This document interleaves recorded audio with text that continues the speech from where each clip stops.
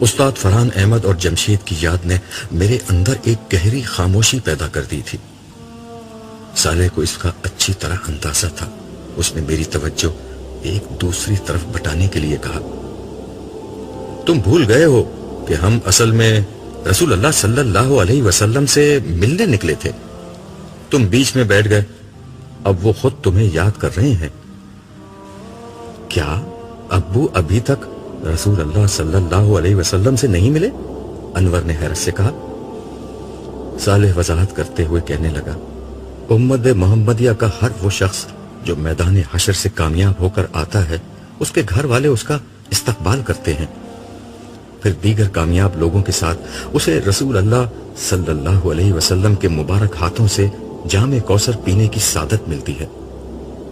اس کے بعد وہ لوگ خوشی خوشی بقول تمہارے والد کے اس جھیل کے کنارے کسی جگہ آ بیٹھتے ہیں، مگر تمہارے والد کو میدان حشر گھومنے کا شوق تھا، اس لیے حضور سے ملاقات سے قبل ہی انہیں ان کی درخواست پر دوبارہ میدان حشر میں بھیج دیا گیا، لیکن اب حضور نے انہیں خود ہی طلب کر لیا ہے۔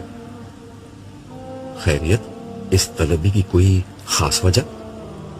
نائمہ نے پوچھا تو صالح نے جواباً کہا، بات یہ ہے کہ امتوں کا حساب ہوتے ہوتے اب حضرت نوح کی قوم کا حساب کتاب شروع ہوا ہے، مگر ان کی قوم نے اس بات ہی سے انکار کر دیا ہے کہ نوح نے ان تک خدا کا کوئی پیغام پہنچایا تھا۔ یہ کیا بات ہوئی؟ وہ یہ کیسے کہہ سکتے ہیں ان تک خدا کا پیغام نہیں پہنچا؟ ان کو تو دنیا ہی میں اس جرم میں غرق کر دیا گیا تھا کہ انہوں نے حضرت نوح کے پیغام کو جھٹلایا تھا۔ اللہ تعالیٰ کے اس فیصلے کے بعد وہ اس کے سامنے کھڑے ہو کر یہ کیسے کہہ سکتے ہیں کہ حضرت نوح نے ان تک خدا کا پیغام نہیں پہنچایا؟ عارفہ نے حیرانی سے سوال کیا۔ لیلا نے اس کی بات پر مزید اضافہ کیا، اور اگر وہ جھوٹ بولنے کے لیے ڈھٹائی پر اتر ہی آئے ہیں تو قرآن مجید میں بیان ہوا تھا کہ ایسے لوگوں کے منہ بند کر کے ان کے ہاتھ پاؤں سے گواہی لی جائے گی، تو اب وہ یہ بات کیسے کہہ رہے ہیں؟ صالح نے انہیں سمجھاتے ہوئے وضاحت کی، یہ بات کہنے والے لوگ حضرت نوح کی وہ قوم نہیں جن پر عذاب آیا تھا، یہ لوگ دراصل حضرت نوح پر ایمان لانے والوں کی اولاد میں سے ہیں، جنہوں نے قوم نوح کے غرق ہونے کے بعد دنیا کو آباد کیا تھا، مگر ان کی ایک بڑی تعداد وہ تھی جن میں حضرت نوح کے بعد براہ راست کوئی پیغمبر نہیں آیا۔ یہ لوگ توحید و آخرت کی اسی رہنمائی پر گزارا کرتے رہے جو دراصل حضرت نوح کی تھی، چاہے ایک طویل وقت گزرنے کی بنا پر وہ اس کو اس حیثیت میں نہ جانتے ہوں، اور چاہے انہوں نے اس کی شکل کتنی ہی بگاڑ دی ہو، اسی لیے وہ حضرت نوح کی رہنمائی کے منکر ہو گئے ہیں۔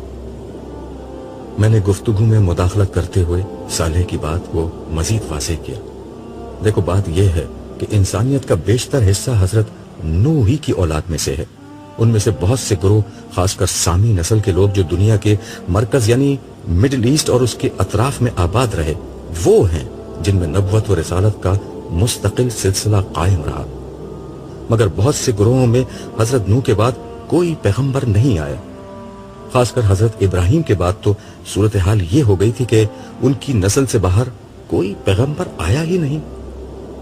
چنانچہ یہی وہ باقی لوگ ہیں جو اولاد نوح یا قوم نوح میں سے ہیں۔ امتوں کے حساب کتاب کے موقع پر حضرت نوح کی امت کے ساتھ پیش کیا گیا ہے، مگر یہ لوگ براہ راست حضرت نوح کی تعلیمات کو ان کے نام سے اس طرح نہیں جانتے جس طرح اہل کتاب یا مسلمان جانتے تھے۔ چنانچہ ان لوگوں نے حضرت نوح کے پیغام پہنچانے کا انکار کر دیا، اور ان کی یہ بات ایک طرح سے غلط نہیں ہے۔ صالح نے میری بات کو آگے بڑھاتے ہوئے کہا، عبداللہ نے ٹھیک کہا، حقیقت یہ ہے کہ نوح کی اس قوم تک خدا کا پیغام اصل میں امت محمدیہ نے پہنچایا تھا، اسی لیے رسول اللہ صلی اللہ علیہ وسلم کی امت کے تمام اولین و آخرین شہداء کو بلایا جا رہا ہے جنہوں نے پچھلی دنیا میں ان لوگوں پر حق کی گواہی دی تھی۔ آج یہ شہداء بتائیں گے کہ انہوں نے کسی نہ کسی طرح ان لوگوں تک توحید کا وہ پیغام پہنچا دیا تھا جو حضرت نوح کی وراثت تھا اور جو بعد کے ادوار میں ضائع ہو گیا تھا، مگر آخری رسول کی بعثت کے بعد تا قیامت اس پیغام کو محفوظ کر دیا گیا، اور امت مسلمہ نے توحید کی یہ امانت اولاد نوح تک پہنچا دی تھی۔ نائمہ نے میری طرف دیکھتے ہوئے پوچھا، تو پھر انہیں امت محمدیہ کے ساتھ کیوں نہیں پیش کیا گیا؟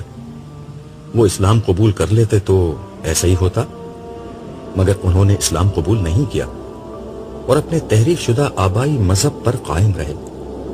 آج ہر امت چونکہ اپنے رسول کے ساتھ پیش کی جا رہی ہے، تو ایسے سارے لوگ قوم نوح کے طور پر پیش کیے گئے ہیں، کیونکہ ان کے آباء و اجداد حضرت نوح پر ایمان لائے تھے۔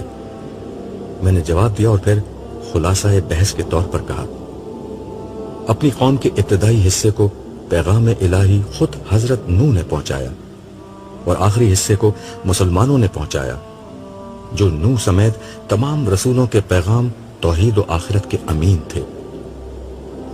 چلو بھائی، اب بلایا جا رہا ہے، صالح مجھ سے مخاطب ہو کر بولا۔ اس کے ساتھ ہی ہم دونوں اٹھ کر وہاں سے روانہ ہو گئے۔ ہم ایک دفعہ پھر رسول اللہ صلی اللہ علیہ وسلم کی بارگاہ میں موجود تھے۔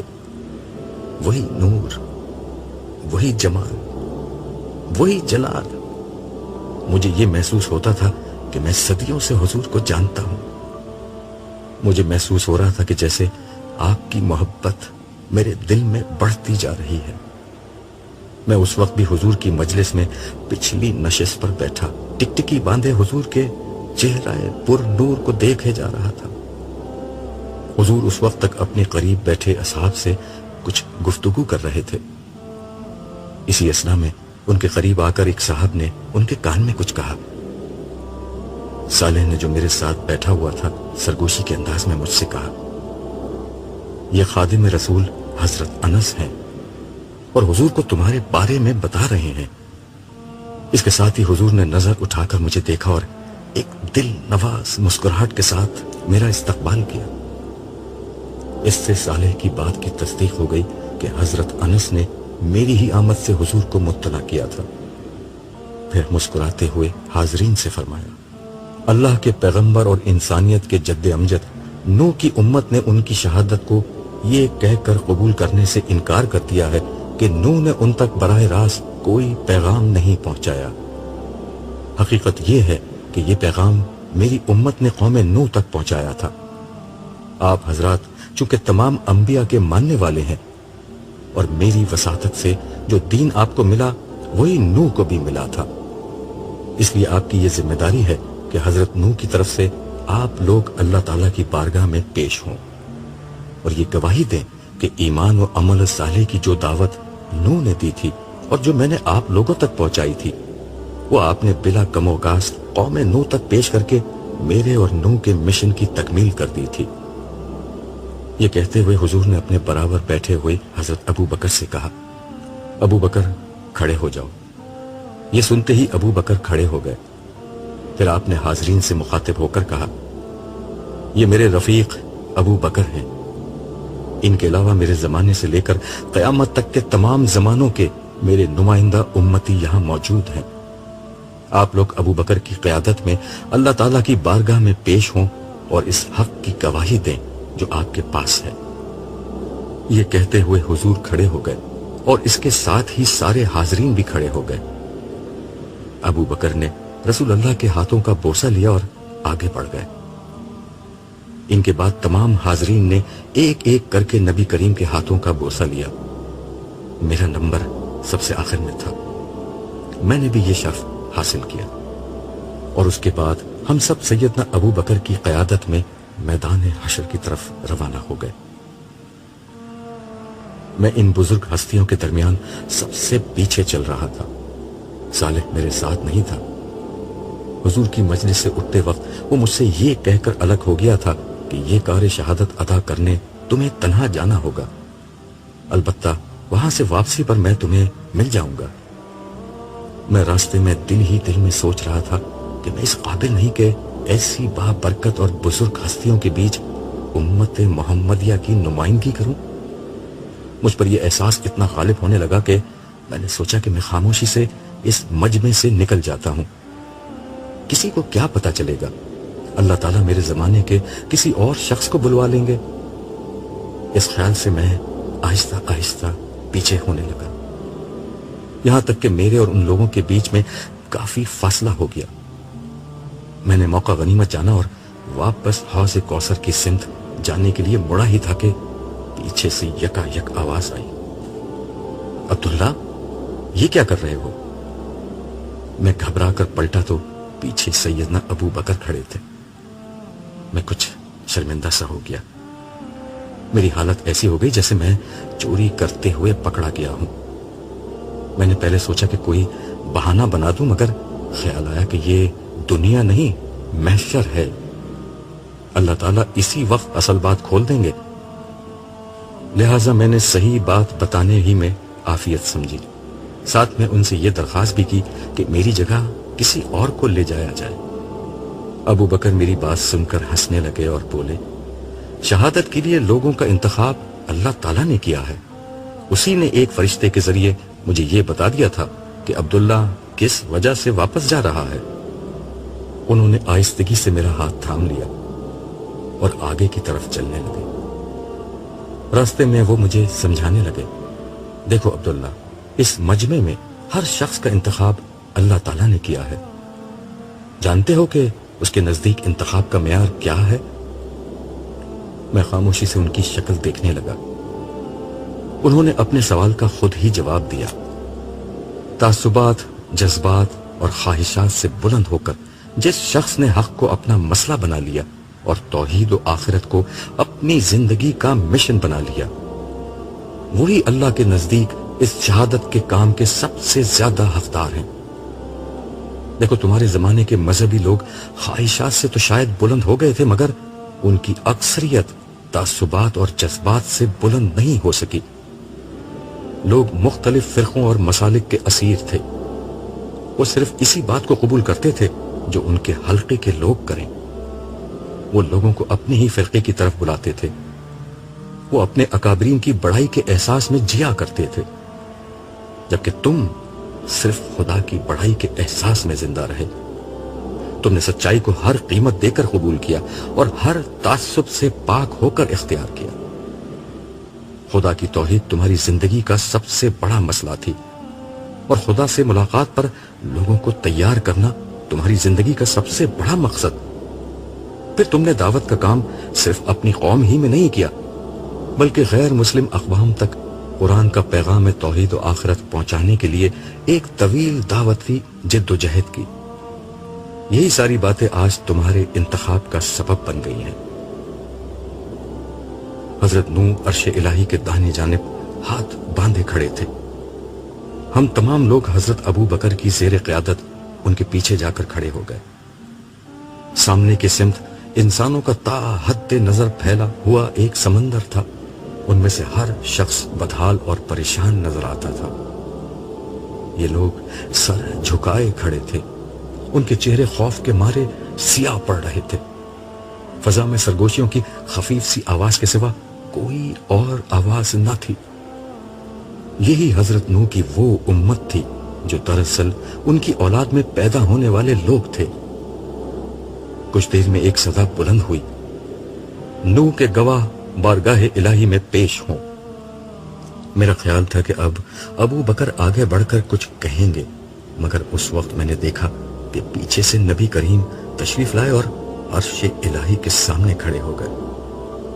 فرمایا گیا، کہو اے محمد، کیا کہنا چاہتے ہو؟ رسول اللہ صلی اللہ علیہ وسلم نے بارگاہ احدیت میں عرض کیا، پروردگار تو نے مجھے نبوت دی اور اپنا کلام مجھ پر نازل کیا۔ اس کلام میں تو نے مجھے بتایا کہ نوح بھی وہی دین توحید لے کر آئے تھے جو تو مجھے عطا کر رہا ہے۔ اسی دین حق کی شہادت میں نے اپنی امت پر دی، اور اب یہ لوگ تیرے سامنے پیش ہیں تاکہ یہ گواہی دیں کہ اسی دین حق کو انہوں نے اولاد نوح تک بے کم و کاست پہنچا دیا تھا۔ ارشاد ہوا، تم نے سچ کہا، اپنے امتیوں کو پیش کرو۔ اس پر سیدنا ابو بکر نے آگے قدم بڑھانے شروع کیے اور حضرت نوح کے برابر میں جا کر کھڑے ہو گئے۔ ہم سب بھی ان کی پیروی میں ان کے پیچھے جا کر ٹھہر گئے۔ آواز آئی، تم کون ہو؟ حضرت ابو بکر نے اپنا تعارف کرایا۔ اور پھر ہم میں سے ہر شخص کا نام اور زمانہ بیان کر کے اس کا تعارف کرایا۔ آپ نے عرض کیا کہ ہم امت محمدیہ ہیں، ہم پر آپ کے آخری نبی محمد صلی اللہ علیہ وسلم نے حق کی شہادت دی اور یہ بتایا کہ نوح بھی اسی دین کو لے کر آئے تھے۔ نوح اور محمد کا یہی دین ہم نے دنیا کی تمام اقوام کو پہنچایا۔ ان لوگوں کو بھی ہم نے حق پہنچا دیا جو آپ کے سامنے امت نوح کی حیثیت میں موجود ہیں۔ اس گواہی کے بعد امت نوح کے لیے جائے فرار کے راستے بند ہو گئے۔ یہ بات واضح ہو گئی کہ نوح کا دین وہی تھا جو محمد صلی اللہ علیہ وسلم کا تھا، اور امت محمدیہ نے اس دین کو دنیا تک پہنچا دیا تھا۔ اب امت نوح کا حساب اسی گواہی کی روشنی میں ہونا تھا۔ ہمارا کام ختم ہو چکا تھا، اس لیے ہم لوگ واپسی کے لیے روانہ ہو گئے۔ ہمارا قافلہ واپسی کے سفر میں رواں دواں تھا۔ اس دفعہ سالار قافلہ نبی و آخر الزماں خود تھے۔ ہمارا قافلہ فرشتوں کی معیت میں میدان حشر سے گزرتا ہوا حوض کوثر کی سمت جا رہا تھا۔ میں اپنی رسوائی کے اندیشے سے ذرا پیچھے ہی چل رہا تھا۔ یکایک کسی نے میرے کندھے پر ہاتھ رکھ کر کہا، بھائی تم کہاں بھاگنے کی کوشش کر رہے تھے؟ میں نے پیچھے مڑ کر دیکھا تو صالح زیر لب مسکرا رہا تھا۔ میں شرمندہ ہو کر خاموش رہا۔ وہ ہنستے ہوئے بولا، خدا کا شکر کرو کہ تمہارے امیر قافلہ ابو بکر تھے، ان کی جگہ عمر ہوتے تو تمہیں کم از کم 2-4 درے تو ضرور مارتے۔ اس کی بات سن کر میں بھی ہنسنے لگا۔ کچھ توقف کے بعد میں نے کہا، اصل بات ابو بکر یا عمر کی نہیں، ہم بھی وہی کرتے جو ابو بکر نے کیا، کیونکہ انہیں بھیجنے والی ایک ہی ہستی تھی، اس رب کریم کی جو ساری زندگی میری پردہ پوشی کرتا رہا ہے۔ پھر ایک اندیشہ میرے ذہن میں پیدا ہوا۔ میں نے صالح سے پوچھا، تمہیں میرے بارے میں کیسے پتا چلا؟ کیا سب لوگوں کو یہ بات معلوم ہو گئی؟ نہیں، ابو بکر بڑے حلیم الطبع شخص ہیں، انہوں نے کسی کو نہیں بتایا۔ رہا میں تو اللہ تعالیٰ نے میرے ہی ذریعے سے ابو بکر کو تمہارے بارے میں پیغام بھجوایا تھا، اس لیے مجھے معلوم ہو گیا۔ ویسے تم نے سچ کہا۔ جانتے ہو اللہ تعالیٰ نے کیا کہہ کر مجھے ابو بکر کے پاس بھیجا تھا؟ میرے جواب کا انتظار کیے بغیر وہ بولا، میرے بندے کو سنبھالو، وہ انکساری میں اپنی ذمہ داری فراموش کرنے جا رہا ہے۔ شرمندگی اور احسان مندی کے ملے جلے جذبات کے ساتھ میں نے اپنا سر جھکا دیا۔ کچھ دیر بعد میں نے صالح سے دریافت کیا، یہاں حشر کے معاملات کس طرح چل رہے ہیں؟ مختلف انبیاء کی اپنی امتوں کے بارے میں شہادت دینے کا عمل جاری ہے۔ ہر نبی اور رسول اپنی امت کے بارے میں یہ شہادت دے رہا ہے کہ اس نے اپنی امت تک رب کا پیغام پہنچا دیا تھا، جس کے بعد ہر وہ شخص جس کا عمل اس تعلیم کے مطابق ہوتا ہے، اس کی خطائیں درگزر کر کے اس کی کامیابی کا اعلان کر دیا جاتا ہے۔ صالح نے جواب دیا، مجھے یاد آ گیا، صالح نے بتایا تھا کہ حساب کتاب کے اس دور کے بعد عمومی حساب کتاب شروع ہو جائے گا۔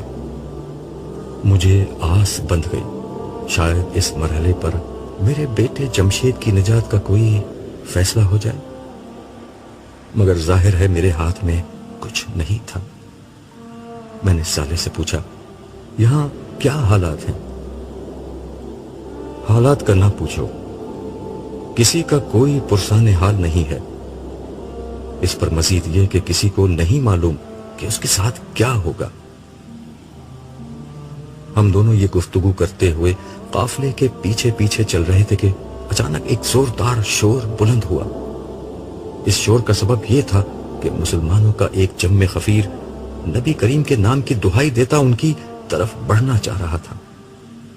یہ لوگ چیخ رہے تھے، رو رہے تھے اور فریاد کر رہے تھے کہ یا رسول اللہ ہماری مدد کیجئے، ہم آپ کے امتی ہیں، جبکہ فرشتے انہیں کوڑے مار مار کر دور کر رہے تھے۔ یہ لوگ حشر کی سختیوں سے اتنے تنگ آ چکے تھے کہ مار کھا کر بھی رسول اللہ کی سمت بڑھنے کی کوشش کیے جا رہے تھے۔ انہیں رسول اللہ کی صورت میں بمشکل امید کی ایک کرن نظر آئی تھی۔ رحمت للعالمین صلی اللہ علیہ وسلم نے یہ منظر دیکھا تو فرشتوں کے سردار کو اپنے پاس بلا کر پوچھا، یہ لوگ تو میرے امتی ہیں، میرے نام لیوا، میرے کلمہ گو ہیں، ان کے ساتھ یہ سلوک کیوں ہو رہا ہے؟ فرشتے نے بڑے ادب سے جواب دیا، یا رسول اللہ، بے شک یہ لوگ آپ کے نام لیوا ہیں، مگر آپ کو نہیں معلوم کہ ان لوگوں نے آپ کے بعد آپ کے دین میں کیا نئی نئی چیزیں پیدا کر دی تھیں۔ اس پر رسول اللہ کے چہرے انور پر سخت ناگواری کے تاثرات پیدا ہوئے اور آپ نے فرمایا، ان لوگوں کے لیے دوری ہو جنہوں نے میرے بعد میرے لائے ہوئے دین کو بدل ڈالا۔ حضور یہ کہہ کر واپس حوض کوثر کی سمت مڑ گئے اور قافلے کے لوگ بھی آپ کے پیچھے پیچھے چلے گئے۔ میں بھی آگے بڑھنا چاہ رہا تھا کہ صالح نے کہا، رکو اور دیکھو یہاں کیا ہوتا ہے۔ میں نے دیکھا کہ فرشتے ان لوگوں پر پوری طرح پل پڑے ہیں۔ اسی اثنا میں میدان حشر کے بائیں جانب سے کچھ مزید فرشتے بھی آ گئے تھے۔ انہوں نے انتہائی بے رحمی سے ان لوگوں کو مارنا شروع کر دیا۔ فرشتے ایک کوڑا مارتے اور ہزاروں لوگ اس کی زد میں آ کر چیختے چلاتے اور دور جا گرتے۔ تھوڑی دیر میں حوض کے قریب کا علاقہ صاف ہو گیا۔ مار کھاتے اور بلبلاتے ہوئے یہ لوگ جنہوں نے دین اسلام میں نت نئے عقیدے اور اعمال ایجاد کر لیے تھے، اپنی رسوائی اور بدبختی کا ماتم کرتے ہوئے وہاں سے رخصت ہو گئے۔ میں صالح کے ساتھ کھڑا یہ عبرتناک مناظر دیکھ رہا تھا اور میں سوچ رہا تھا کہ یہ وہ بد نصیب ہیں جن کے لیے قرآن مجید کی ہدایت اور رسول اللہ صلی اللہ علیہ وسلم کی سنت ناکافی تھی، اس لیے انہوں نے اس میں اضافہ اور تبدیلی کر کے دین حق کا چہرہ مسخ کرنے کی کوشش کی۔ ان کے پاس اپنی ہر گمراہی اور بد عملی کی ایک بیجا منطق موجود ہوتی تھی۔ جب کوئی سمجھانے والا انہیں سمجھانے کی کوشش کرتا، یہ اس کی جان کے دشمن ہو جاتے۔ جب انہیں بتایا جاتا کہ قرآن مجید سے باہر کوئی عقیدہ ایجاد نہیں کیا جا سکتا اور سنت رسول کے علاوہ کوئی اور عمل خدا کے ہاں مقبول نہیں ہو سکتا، تو یہ ان باتوں کو بکواس سمجھتے اور اپنی گمراہیوں میں مگن رہتے تھے، مگر اس کا نتیجہ انہوں نے آج بھگت لیا تھا۔ میں یہ سب سوچ ہی رہا تھا کہ صالح نے مجھ سے کہا، عبداللہ، میں انسانوں کو سمجھ نہیں سکا کہ آخر ہر نبی کی امت نے ہدایت واضح طور پر پا لینے کے بعد بدعتوں میں اتنی دلچسپی کیوں لی؟ تم نے اچھا سوال کیا ہے۔ میں خود بھی زندگی بھر اس مسئلے پر سوچتا رہا ہوں۔ میرے خیال میں اس کی اصل وجہ غلف ہے۔ انسان بڑی جذباتی مخلوق ہے، وہ افراط و تفریط کا شکار ہو جاتا ہے۔ انبیاء کے نام لیواؤں کے ساتھ بھی یہی ہوا۔ کچھ لوگ مادیت کی طرف اپنے رجحان کی بنا پر انبیاء کی تعلیمات کو چھوڑ بیٹھے، تو کچھ لوگوں نے انبیاء اور صالحین کی محبت اور عبادت کے شوق میں اعتدال سے تجاوز کیا۔ یہی تجاوز اور خلف بدعت کا سبب بن گیا۔ صالح نے میری بات پر گردن ہلاتے ہوئے کہا، اس افراط و تفریط اور غلف و تجاوز کا سب سے بڑا نمونہ مسیحی تھے۔ ایک طرف ان کے ہاں حضرت موسیٰ کی شریعت کو ترک کر دیا گیا، دوسری طرف رہبانیت ایجاد کر کے ایسی ایسی عبادتیں، ریاستیں اور بدعتیں دین میں داخل کر لی گئیں کہ کسی نارمل انسان کے لیے مذہبی شناخت کے ساتھ زندگی گزارنا مشکل ہو گیا۔ عمل کے ساتھ ان کے ہاں عقیدے کا غلب بھی آخری درجے میں ظاہر ہوا۔ انہوں نے نبیوں کی امت ہوتے ہوئے بھی خدا کی بیوی اور بیٹا گھڑ لیا۔ مگر یار، حقیقت یہ ہے کہ تم مسلمان اس کام میں کون سا پیچھے رہے ہو؟ یہ آخری بات اس نے بہت زور دے کر کہی۔ میں نے بلا توقف جواب دیا اور آج اس کا نتیجہ بھی بھگت لیا۔ عیسائیوں نے بھی اور مسلمانوں نے بھی۔